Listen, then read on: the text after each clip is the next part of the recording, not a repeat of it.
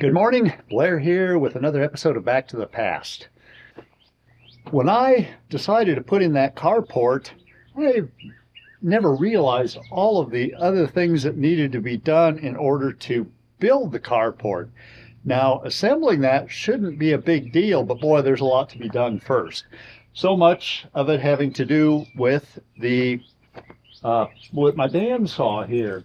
And the last thing that I got to figuring is, how am I going to unload that gigantic log that is on my trailer that needs to be cut on this mill? A couple problems still arise. One, that I need that 5-foot extension table that will go just about where the camera is sitting. And I have no idea when that'll be here. Wood Miser custom builds everything, so I mean, it could take 6 months to get that. Who knows? I may not get that carport built this summer. But in unloading that log, my tractor doesn't have enough power to be able to even lift one end of it because it's so heavy. The one thing that I am able to do is to back the trailer in really in this area here to where essentially it almost gets to the sawmill. Actually, it probably does get to the sawmill. But then how do I get it off?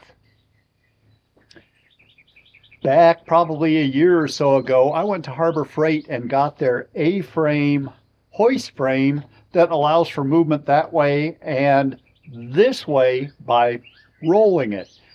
Now, it is made wide enough that you can back a truck underneath it, but in here that's really going to take up too much space.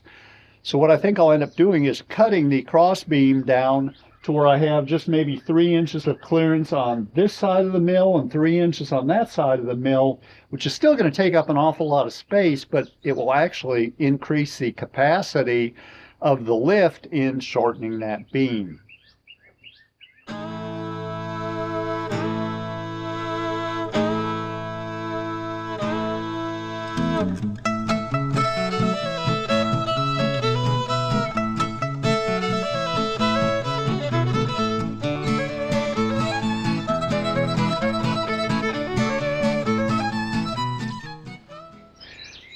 So the other thing that I need to do with that A-frame is it's on wheels. Well, wheels aren't going to roll real easily across this gravel, so I am going to pour a little 12-inch wide concrete pad on each side, and what I'll probably do is slope it toward the middle of the pad so that that A-frame will want to stay relatively centered. It's not perfect, but I think that it'll at least help in doing that. Today, I'm going to work on this side. We got rain coming in tomorrow. I'm hoping to be able to get this side poured. Maybe I will, maybe I won't. We'll have to see. But anyway, the project for this episode is getting the concrete poured in order to be able to set up that A-frame assembly. First thing I'll need to do is get this area graded, and what I will shoot for is a top of concrete elevation the same as the top of the concrete footings here for the sawmill. Now this area is where all my sawdust comes out of the mill, so I need to make it relatively easy to be able to use the loader to just drag that back. So if I keep the tops of them level and then let the grade drop off from where this roof overhang drips, the drip line, I should be able to keep that area fairly clean. Every time I use it, I'm going to, of course, have to clean off the top of this slab because there's going to be gravel and such on top of that, sawdust, whatever. And then keep majority of my drainage going away from the building, which it should. All right, I have this graded to approximately where it needs to be. Now, even when you're digging with a shovel, you tend to loosen just a little bit of the surface dirt, and I'd like to minimize the amount that this thing may sink, especially since I'm so close to having this drip edge and having this soil to be able to soften up. What I'm going to do is I'm going to grab the tractor, go get a load of road base for some weight, and go ahead and wheel roll this. And then I'll go ahead, start forming one side. Actually, I'll probably go ahead and form both sides.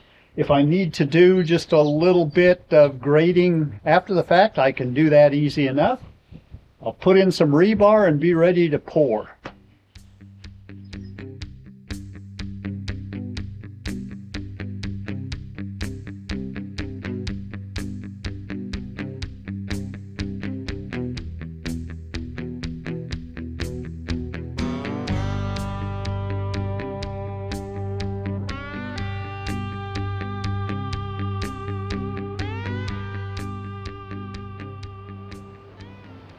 Okay, it's time to drive some steel stakes for one side of the form, and I will go ahead, drive the stakes, shoot grade on them, put in the first side of the form, and then I'll use that to lay out the opposite side. Here I go.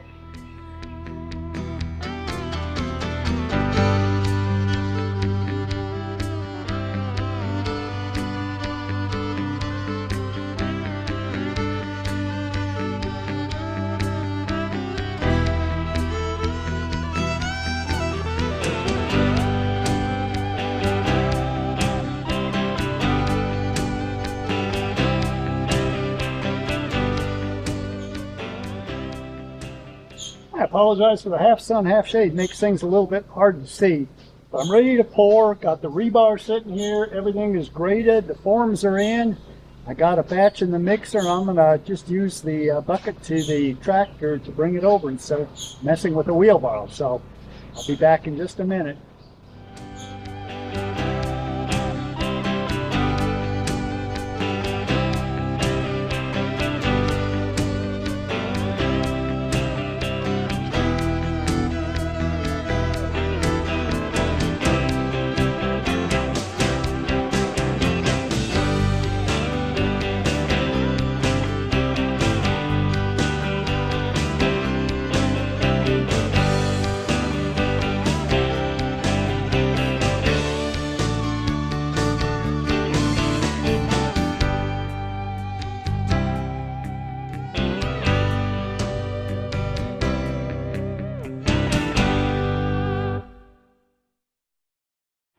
I've got it poured.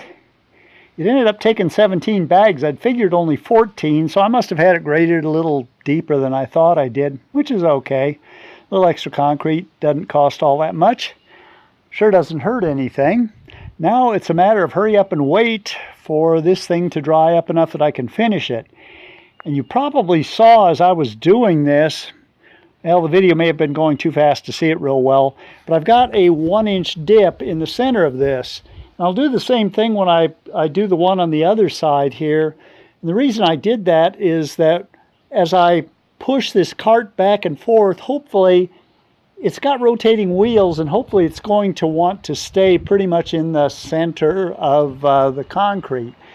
And the actual drip line is out about a foot, maybe 9 inches from the edge of the concrete.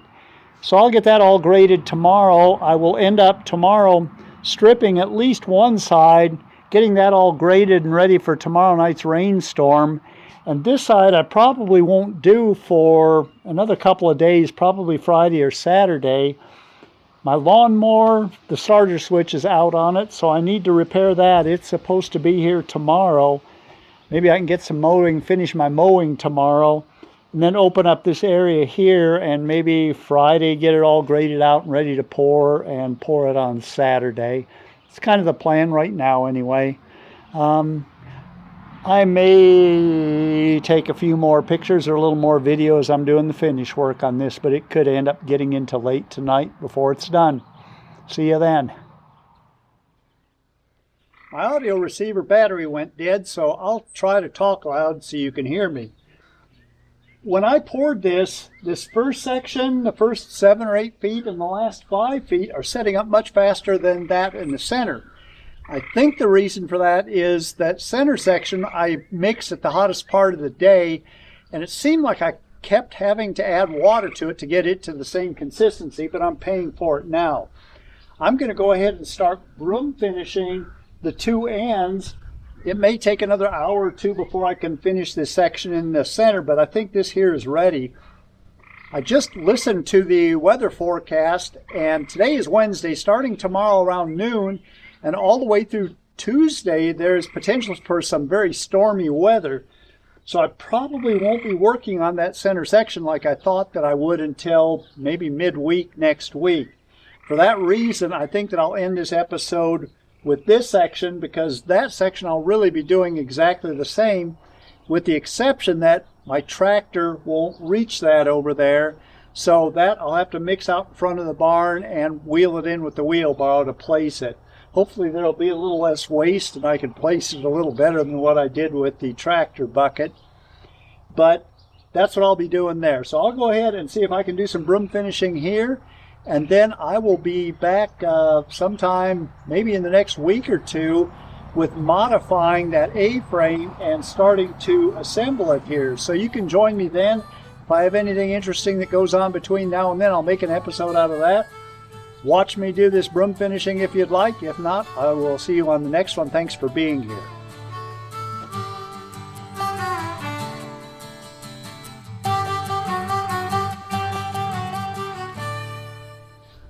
Ooh, it's actually looking nice.